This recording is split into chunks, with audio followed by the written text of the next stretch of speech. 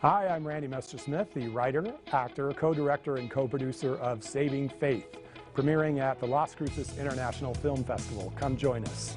Thanks for watching Studio 9.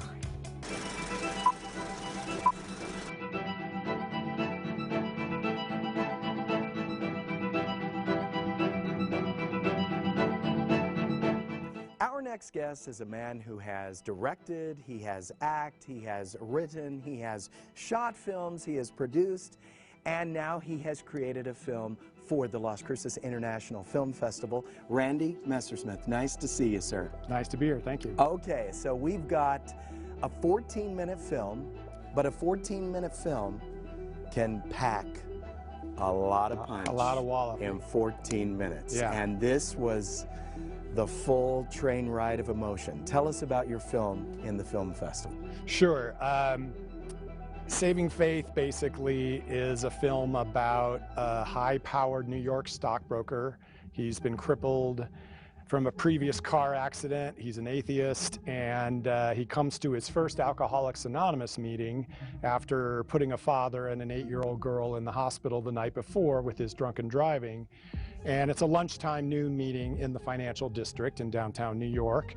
And he meets a very mysterious presence there at this meeting that catapults him down a rabbit hole of regret and memory and hopefully towards self-acceptance.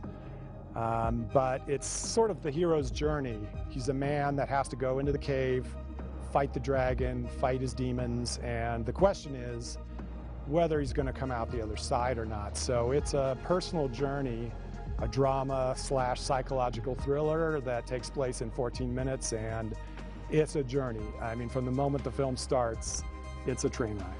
Randy, when is your film slated to air in the festival? It screens, its premiere is March 3rd at 4:30 p.m. as part of the local shorts group at Theater A. Okay, so let's get into the weeds a little bit on your film. When you talk about this, and we've been chatting about the old days of theater, I had a couple of directors of mine, David Barker, David Vining, and they directed you yes, too, so it's a small world. It is a small world. So we love to act, and we really love performance. But whenever you talk about Saving Faith, I notice a little bit of a change in the eyes, almost like this was quite an experience for you to make this film. So how hard was it to make? People say, oh, a 14-minute film, how hard that be? This was hard. It was. It was challenging. You gave me more credit than I deserve. I taught theater and film for 30 years in Arizona. I retired in May of 2019. So I've been around a lot of theater as an actor. I've certainly acted in plenty of TV shows, soap operas in the 80s, films, independent films and such. And I've directed over 100 theater productions. But this is the first film that I wrote, I co-directed, I co-produced, I fundraised it, I did all of it. And as an independent filmmaker, wow. All I can say is I learned a lot about what goes into independent filmmaking, and I have to say that that was one of the main challenges for sure, right? The other main challenge is COVID.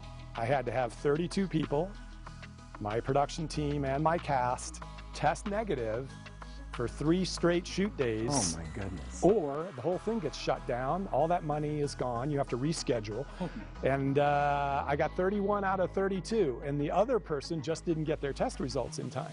So as you're producing a film, you're thinking, okay, I gotta have plan B, right? In case this gets shut down. Right. So I wore a lot of hats in this film and acted in it as well, 2 roles. And so that was really, really quite challenging for a first-time director at 60 years old. Let me ask you a little bit about finance, because everybody who, they have these thoughts of, I want to make a movie, I've got an idea, I've got a this. But it's so much more, like, as Kyle had mentioned, there's many, many hats in making a film. It's not just the director, it's so much more. So how about the money on a 14-minute film? Was it expensive? How did you raise it? It's a great question. So mine was a 3-pronged approach. There's no right way to do it, as you know. My first approach was, I'm a 60-year-old first-time director with no street cred whatsoever. So companies are not going to come out of the woodwork and just hand me money to do a film. Here you go, Randy. Right. Yeah, no. So what do? You start with family and friends. So the first thing I did was a family and friend letter, and I couldn't believe the people that sort of came out of the woodwork to support the idea. They knew your quality. And then I did a Indiegogo campaign, which is a crowdfunding platform, and raised over $6,000, which was 200% over my goal. And then the third component was me, my retirement savings. Okay. So I then decided, whatever the costs are, I'm going to fund the rest of the film myself. Now, you know that nobody makes money on a short film.